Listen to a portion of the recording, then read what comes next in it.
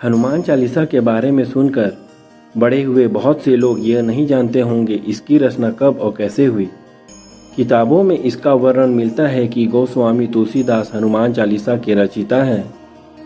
लेकिन आप ये शायद जानकर हैरान हो जाएंगे, ये रामचरितमानस की रचना करने वाले महान संत तुलसीदास ने जेल में रहकर इसकी रचना की थी। यह कहानी उस दौर की है जब हिंदुस्तान में मुगलों का शासन हुआ करता था।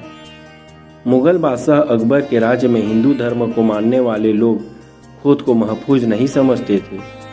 मुगलों का राज धीरे धीरे बढ़ता ही जा रहा था।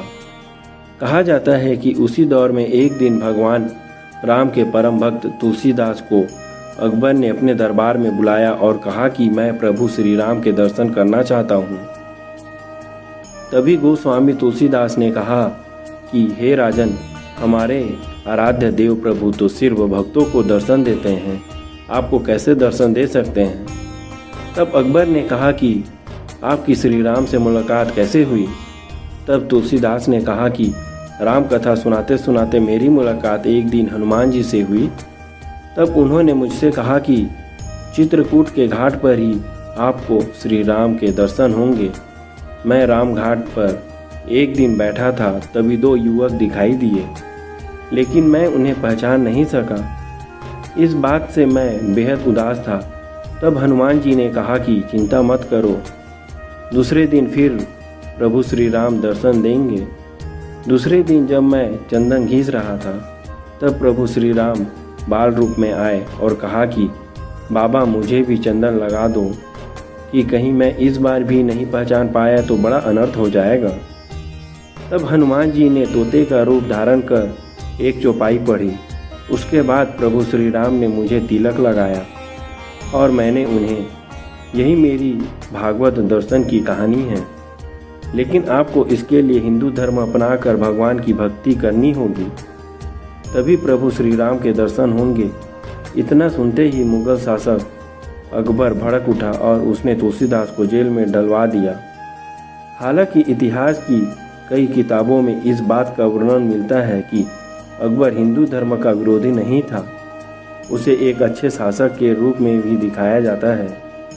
लेकिन तुलसीदास जैसे संत के साथ ऐसी घटना की कहानी उसके हिंदू विरोधी स्वभाव को दिखाती है। हालांकि तुलसीदास जैसे संत व्यक्ति को अकबर के इस व्यवहार से कोई आपत्ति नहीं हुई। वो कुछ कहने के बजाय कारागार में कैद हो गए। वहाँ बैठकर ही तुलसीदास हनुमान जी के गुणों का वर्णन करने लगे। जेल में बैठे बैठे ही उन्होंने भगवान हनुमान के गुणगान में 40 चौपाइयाँ लिख दी, जिन्हें बाद में हनुमान चालीसा कहा गया। लेकिन इसी दौरान एक ऐसी घटना हुई जिससे अकबर का दिमाग भी हिल गया।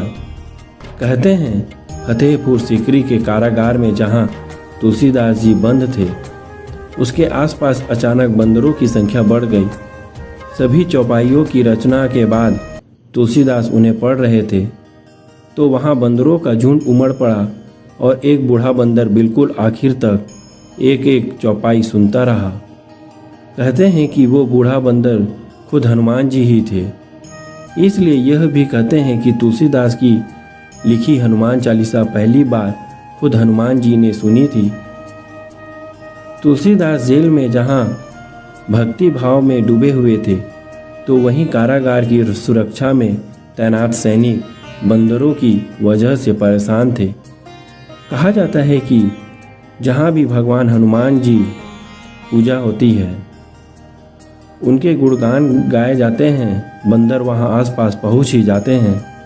और यहाँ तो जेल में रहने के बावजूद तुलसीदास हनुमान जी के गुणों का बखान कर रहे थे, इसलिए बंदरों ने इतना उत्पात मचाया कि वहाँ के सुरक्षाकर्मी भी परेशान हो गए।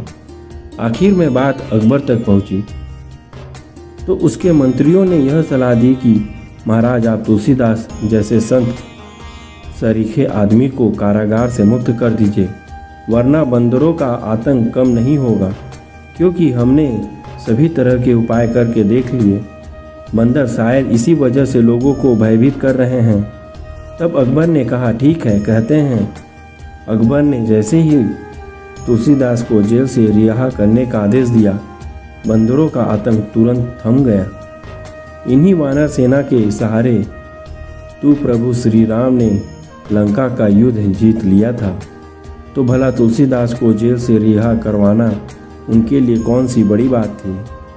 आजकल ऐसी पौराणिक कहानियाँ किताबों में नहीं मिलती। आपने मुगलों का इतिहास पढ़ा होगा जिसमें अकबर के शासन और उसके युद्ध का बखान किया जाता है, लेकिन ऐसी कहानियों के शासन और उसके युद्ध का बखान होगा, लेकिन ऐसी कहानियों को कहीं जगह नहीं मिलती, क्योंकि इतिहास में धर्म को जगह देने की जब भी बारी आई तो इतिहासकारों ने यह कहकर पीछा छुड़ा लिया कि पता नहीं ऐसी कहानियों की क्या विश्वसनीयता होगी। लेकिन आपको शायद यह जानकर हैरानी होगी कि हनुमान चालीसा दुनिया भर में सबसे ज़्यादा पढ़ी जाने वाली पुस्तिका मानी जाती है। हमारे हिंदुस्तान में ज़्यादातर लोग भूत प्रेत के डर से हनुमान चालीसा का चौपाई याद रखते हैं। हर शनिवार और मंगलवार लोग हनुमान चालीसा का पाठ करते हैं। पहली 10 चौपाई में हनुमान जी की शक्ति का बखान किया गया है, जबकि 11 से 20 तक चौपाई में भगवान राम का गुणगान किया गया है। इसके अलावा 11 से 15 तक लक्ष्मण के बारे में और आखिरी की चौपाई भगवान हनुमान की कृपा के बारे में बताई गई है। हनुमान चालीसा पढ़ने वाले व्यक्ति को कभी भी भूत प्रेत या अकाल मृत्यु का डर नहीं होता। इसलिए कहते हैं व्यक्ति को रोज एक बार हनुमान चालीसा का पाठ करना चाहिए। यदि आपको पहले से किसी बात की जानकारी थी तो हमें नीचे कमेंट्स करके ज़रूर बताइए। आज की वीडियो में बस इतना ही। हम उम्मीद करते हैं कि हमारी वीडियो के ज़रिए आपको कई सवालों के जवाब मिल गए होंगे।